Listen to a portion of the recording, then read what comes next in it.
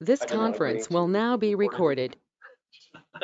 recorded. Hey, so good morning, everyone. Thank you all for tuning in to this, the first Sales and Marketing Chamber Council of 2021. Thank you especially to our sponsor, Plex Media, for sponsoring these this year. And then also thank you to Spectrum Reach for joining us today to speak on our first topic. So I'll go ahead and turn it over to Mr. Tim Ross from Plex Media. It says Spectrum Reach right there, but Tim is from Plex Media. So Tim, if you want to take it away. Sure. Good morning, everybody. Thanks for joining us. I'm Tim Ross. I work with Plex Media. We're a locally based website support marketing firm.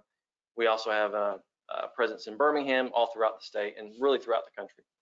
But the reason why we are sponsoring the Sales and Marketing Council this year is because we want to encourage you to start thinking about your website a little bit differently, thinking about your online presence in a more robust way, and stop perhaps just checking a box and thinking about your website as a technology expense, as another utility, just something that you need to take care of. You built a website, you built a Facebook page, and then you kind of let it go for however long. It really needs to be a lot more than that. It needs to be it is your marketing hub, and it really, everything that you do should drive to the website, surround everything you do as far as marketing and sales. Your website needs to be a hub for all of that experience. And today, more than ever, that is very, very, even more true. I mean, if you look at the past year, it's just been more people have been online than ever. People are spending more time at home. They have just more time to spend online, more than ever these days. And because of that, your website needs to be a living, breathing thing. It needs to have care. You need to freshen it up. You need to take advantage of it. You need to add more and more features to it, because more people are going to it now more than ever. And this is kind of maybe a hot topic, but it is the only place online that you can actually have some control over. You read the headlines these days, so many different things about social media, this or that, Google, Facebook, but you don't know what they're doing. You don't know where that's going to go. And the website is probably the only place online that you can actually have some sort of control over and tell your story the way you want to, if that makes sense. So, and that's not really going anywhere. So it gives you the opportunity in that space to do that. Now, in our industry, we hear a lot of complaints, and they're typically something like this. I cannot get a hold of my website company. It takes forever to get any kind of changes. What are they doing? They won't answer the phone. Or if I send in something, it takes a month to get anything done. Or if I ever do get anything done, they nickel and dime me for anything. So if I just wanted to change one picture, they send me a bill. And in order to have a living, breathing website, it's a marketing hub, you can't really operate that way. You need to have trust in the people that you do business with. I just moved to Rainbow City, and finding a plumber and a handyman for me was just phenomenal, because now I have somebody I can call on the phone, get over to the house whenever I want to, and it gets handled. You know what I mean? And that's how we see ourselves. Support is our #1 primary goal. We live and die for that. So if you call us, we will answer the phone. If you send us an email, we will answer it and get you a quick response, because you cannot have your website be an online hub if you can't get anything done. It really turns people off. It gets them frustrated with everything they do about their website if you can't get any kind of action. We talk to people all the time that are kind of shell-shocked dealing with website companies, because it's just so frustrating. And technology already has sort of a wall of technology in between you and your end customer. So there's already just a lot of angst about everything online. So we want to help with that. We want to focus this year on the Sales and Marketing Council as far as bringing more life to your website, bringing more traffic to your website. So we're going to talk about video, we're going to talk about marketing, we're going to talk about content, and everything that is going to make your online experience more robust. And we like to help you with all of that. So just in general, we've been around for 15 years, Rick, is that right? They're doing websites, and as the technology has changed, and as the internet's changed, as our phones have expanded, we've just grown to be more than just a website company. We want to help drive traffic to your website, make your website just awesome and rocking, and just continue to provide marketing services after that. one of our favorite partners to work with to help drive traffic is Spectrum Reach, and they have an office here in Gadsden. We're really good friends with them, so I can't think of anybody else really. I'd rather to let kind of talk to you about the next, our first sales and marketing presentation. So I'm gonna bring up John Moore from Spectrum to talk about that. So I am John Moore, and I am the local market manager for Spectrum Reach. Been with the company for about 18 years. We have grown over the years as far as marketing, advertising. We all started off selling television and putting commercials on Fox News and ESPN and HGTV and all that thing. And we've kind of, graduated to the digital side now, where we are doing the, search proposals, search campaigns. We do the local display ads. We're doing the videos in front of the videos on YouTube. So every time you have to watch, a 15-second video, we're probably the guys who put that out there for you to see. There's so many different things that we do at Spectrum that, we're pretty much the one-stop shop when it comes to advertising. But what I want to talk to you guys today about was a little bit more about where we were back in 2020, and look a little bit more about the review of where we were and where we are now as far as with the pandemic. And early on in the pandemic was, we started hearing things about what was going on in February, and it was starting to get a little bit serious, and then in March came and we started looking at it, and I really didn't think about how serious the pandemic was until they actually canceled March Madness. And I'll tell you the reason why that's such a big deal is because the NCAA, that's where their 90% of their revenue comes from, is from March Madness. It doesn't come from football like most people think it does. It's actually, that goes to the conferences, and the TV contracts are all going towards the schools, not towards the NCAA. So when they actually canceled March Madness last year, the NCAA basically cost themselves probably about $1 billion in advertising that they did not have. So that they basically just wiped away all that revenue. So when that happened, and then all of a sudden we start with the lockdowns in April and things like that, and everybody starts panicking, and every business that we handle starts calling, and our phones start ringing, and they're saying, what should we do? What do we do? How do we handle this? And there were some people that actually had to just cancel their advertising because they were shut down. There was nobody in the stores, and there was really no reason. And we're sitting here and we're like, crap, what's about, is this the end of the world or what? So we had some clients that were more, trying to adapt to where we were years ago. Where we were as far as the current climate we're in, and how do we, send our message to those clients and still. And one of those was Heart South, and they were able to pivot from using a branding. We have a branding kind of campaign that we were putting out there we were having to adapt to where we were. So I was gonna get Roger to come up and kind of talk about Heart South a little bit. So it's a cardiology company down in Birmingham that you guys all handle. And it's actually kind of it was a pretty cool thing on what we did. So Roger. Hey guys, most of y'all know me or have seen me somewhere. I'm Roger Mills, of course, with Spectrum Reach. I've been fortunate to be in the business for 25 years. And as John said, we really are kind of the in-between a patient, a customer, a client, and the business itself, whether they're marketing to get somebody to their business or communicating information back out to them about what they do. So the big changes were, and I go back to what Tim said, a website really has become the virtual storefront. So many times people will voyeur a site before they ever step foot inside a business.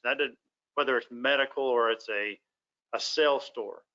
So, and the big change, as John mentioned, back in February and March, a lot of medical businesses really panicked because they obviously have to have people coming through their business. So people were developing strategies on, well, how do we tell them how we're now doing business? So I had about 4 different medical clients that developed telemedicine videos. Not just that they were doing it, but we needed actual hand holding videos that showed somebody, specifically seniors, how to telemed on their phone or their iPad or desktop at home. So we got a team of people together, from the website folks to production folks to strategy people to the marketing people at the businesses themselves, all got together and said, okay, here's our points of pain. Here are the things that we need to teach and tell.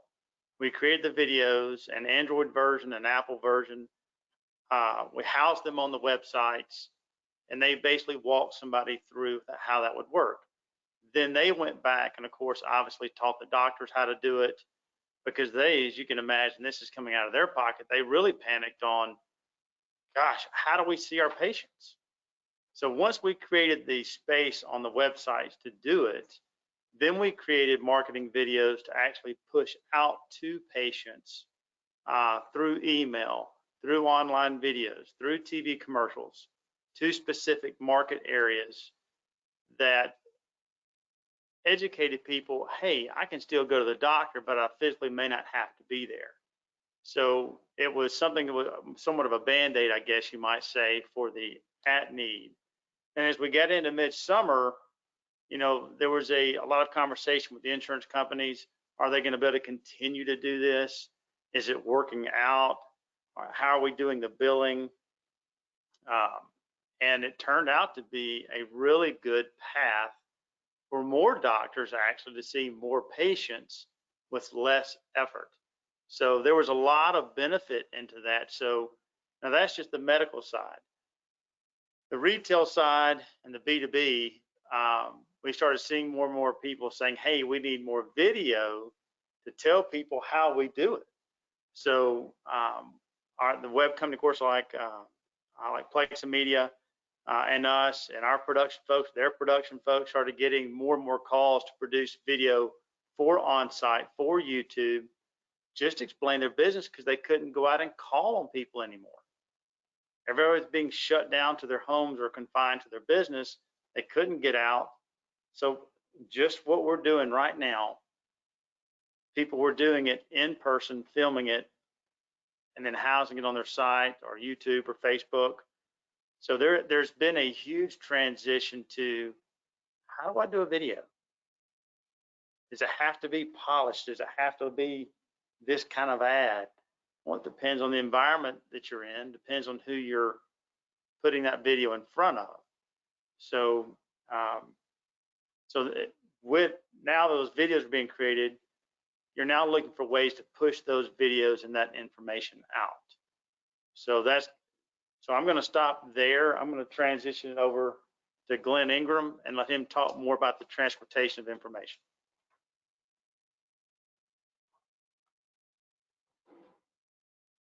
Morning.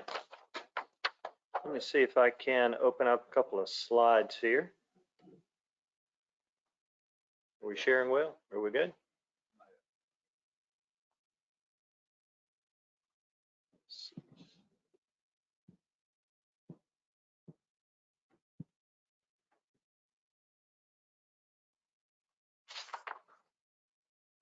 Awesome. Okay, so now what's next?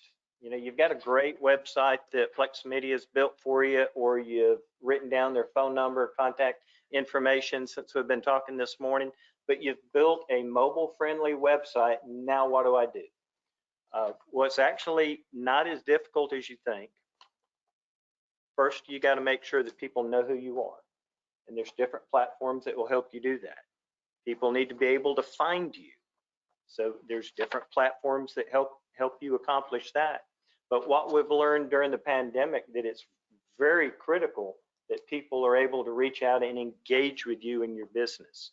Is Roger pointed out, your front door is now your website. But what you have to also think about in this new COVID environment is your front door can be as large and can be any place that you want it to be. For example, we're currently working with customers anywhere in the United States. We have platforms that give you the ability to reach out by zip code and demographics to target certain markets. There were some industries who have actually thrived during the pandemic. I work with several mortgage groups that can target specific zip code areas who are looking for homeowners with larger mortgage values that they have expanded exponentially during the last year.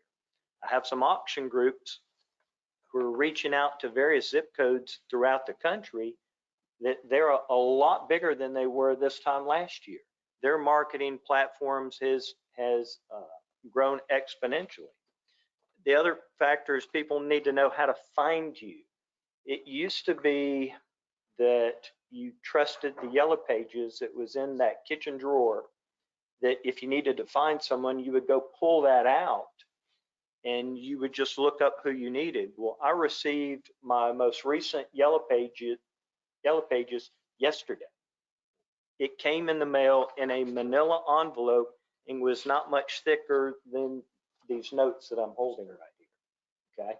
So if someone needs to find you, there's ways that you can market yourself and position yourself through search engine marketing online so they can do so. How do you engage with it?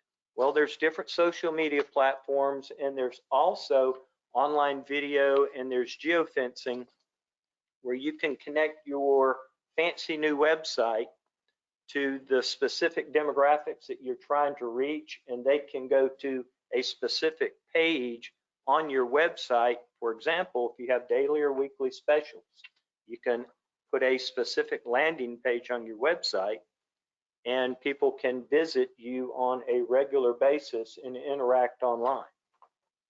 The next slide.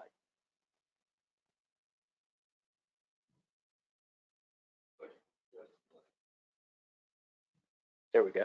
Now at this point, we have what I call MeGo. My eyes have glazed over.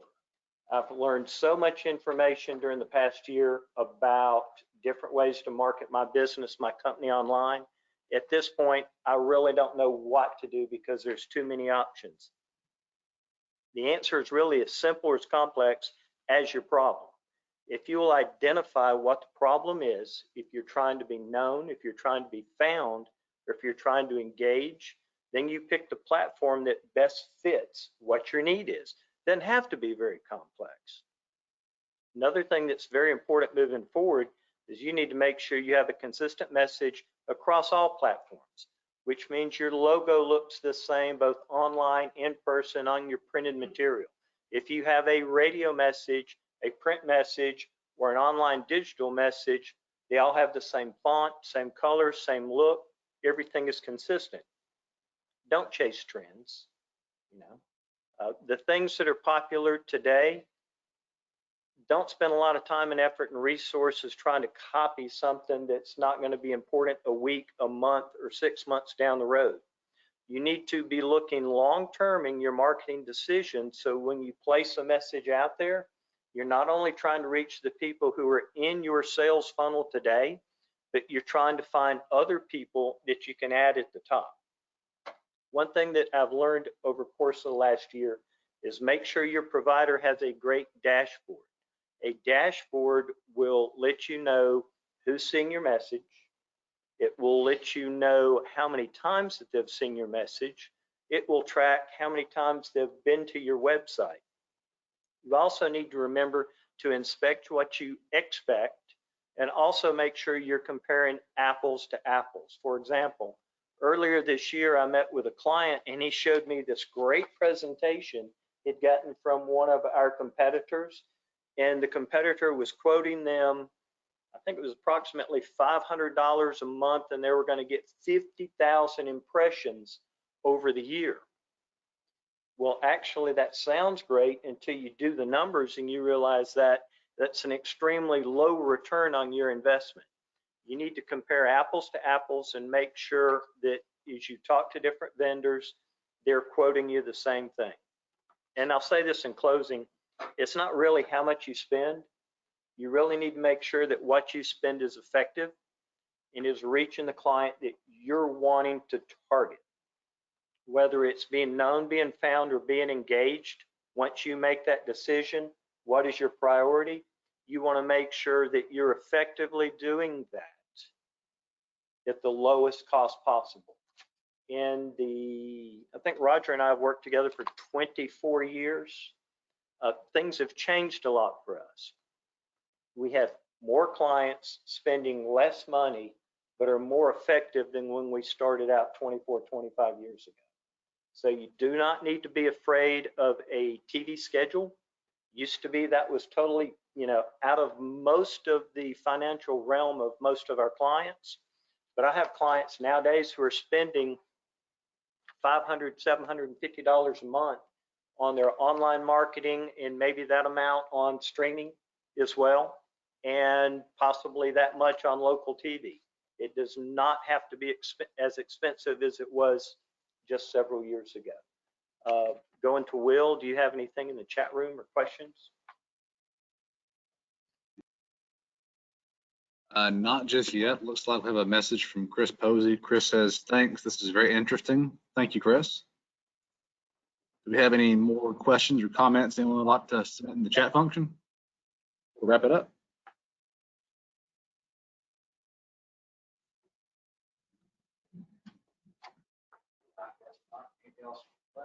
I got a question. Shoot. I think we're all a little bit frustrated when we get online and just see, it's hard to know what to trust. You see all the different messaging, it's just, everything's so frustrating online. So what do you suggest to your people who are advertising with you? How do they affect their message, change their message to build trust? That's a good question, guys. You want to take that one? Sure. Repeat the question. Sure. Hey, guys, the question was, when you're changing your messaging or really just putting your messaging out there, how do you develop or build trust through your messaging? Well, I will tell you, it's kind of like, do you send a messenger that no one knows out there to tell something very important to you? No. Ideally, if you can't be there in person or shake a hand to tell someone your story, it's better for you to do it yourself. That's why video branding is so important, because if it's you telling your story, it's going to come across very true and passionate, because it's something that you believe in. So when telling your story or sharing your brand, be authentic. If you can do it yourself, all the better. And again, it doesn't have to be complex. It doesn't have to be this thing that was, $1 million video. It could be very simple as you doing it yourself on your site, or getting some help from us to do that. Happy to do it, even if it's to sit down and talk it out. So again, building trust comes from being authentic, being real. And as far as really the trust side, partnering with a company that is certified in that background. Spectrum Reach is tag certified. We're a national company. We're one of the largest in the country. So if you want to know more information about tag certification, you can look that up. But brand trust is extremely important, and protecting yourself and your marketing against fraud today can be complex. And that is something that we do pride our company on. Our company prides itself on. So, but the branding and the imaging is extremely important. Talk through that and put that out there yourself if you can. Does that answer? Yes, sir. All right. Do we have any more questions or comments for the greater good?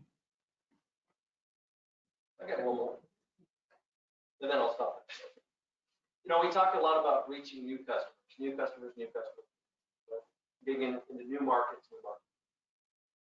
How do you get some folks who, especially right now, there are restrictions and people probably have a lot less foot traffic? What is your approach to helping reach your current customers? Go ahead. How do we make the most out of our current customers? Because it's so hard right now. That's a real good question. One of the advantages to online marketing, repeating the question, is how are you able to reach out to your existing customers? There's actually a really good point with that. With a lot of the digital products that are available today, there's a factor called retargeting.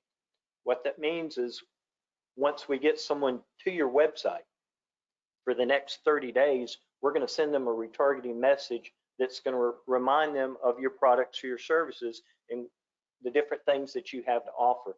The best way I've ever had retargeting explained to me is a lot of people worry about Big Brother watching them, okay? And they're overly concerned that they go online and they're looking at a pair of shoes, and the next thing you know, for the next 30 days, every time I go online, I see that same pair of shoes. Well, what in fact is happening is we help you target by geographic, by zip code, by demographics, by income levels, whether they're homeowners, what their hobbies are, what are the different things that make this person your core customer, who they are, that their behavior. We target that person. We send a message that is in front of them, either video or a display ad, and once they click on that message and go to your website, there's a pixel that will follow that message back. So for the next 30 days, we will follow up messages for them. And as I started the conversation, imagine that you and your family are at the beach. You're hanging out by the pool, you're there at the beach, plane flies by, and it's got a banner behind it that said, Big Kahuna's buy one, get one free. Well, you don't think anything in the world about it because you're at the beach, and that's something that people do at the beach. Well, it's the same thing with retargeting. You've shown an interest in a particular website and or service or product. So for the next month, they're going to fly that banner by in front of you and say, hey, don't forget, so-and-so's got a buy one, get one free going on down here at the Gadsden Mall. Did that answer? Okay. Any other questions? Am I able to ask? This is Nanda. There's a comment. Hey, Nanda. I've got you tuned into where I can hear you in my headphone. If you have a question, I'll make sure it gets to the guys at Spectrum if you want to ask it real quick. I have a Roger question, and I'm intrigued with what you do. I didn't know this is what you did, so thank you for coming on, but through G, I found out what you do. I'm a brand controls the brand, but I'm also subjected to being online and being thoroughly exploited by the OTAs, the third-party websites and the third-party bookings. Are you able to work with that with me on third party, and how do you work with the brand with that situation?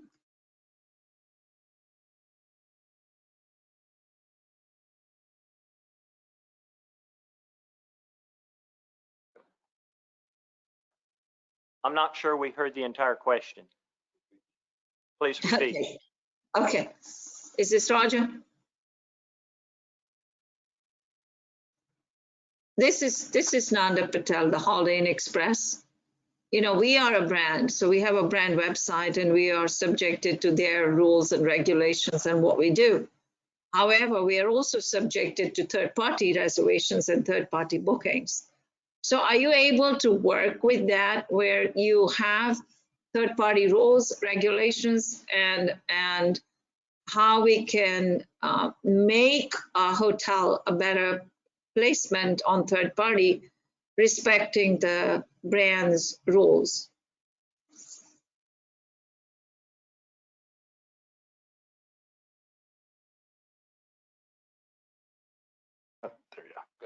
Absolutely. We deal with a lot of major brands. Specifically, what comes to mind first is car dealers, that they may have specific phrases, specific co-op guidelines that must be used. So it's not unusual for us to work within a tier 1 company's request to handle a tier 3 media presentation. Right. You know, the Apple. Sure. Hey, Nanda, it's Roger. Something that we probably need to talk through, because yours is probably going to be a little more complex than the average business.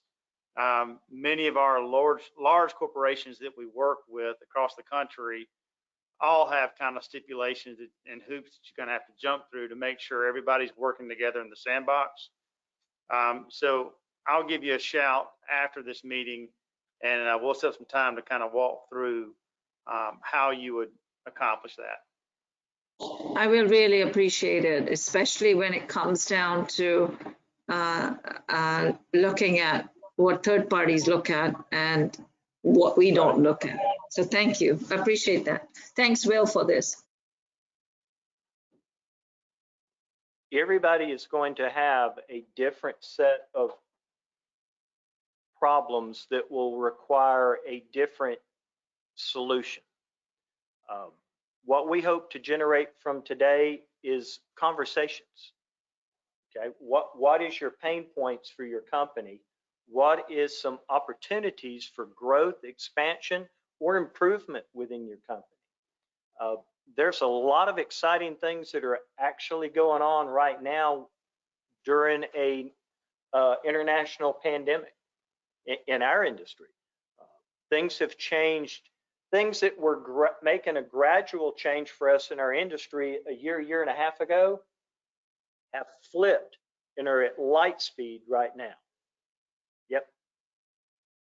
Yeah, absolutely. So once again, the end result from today is let's have a conversation.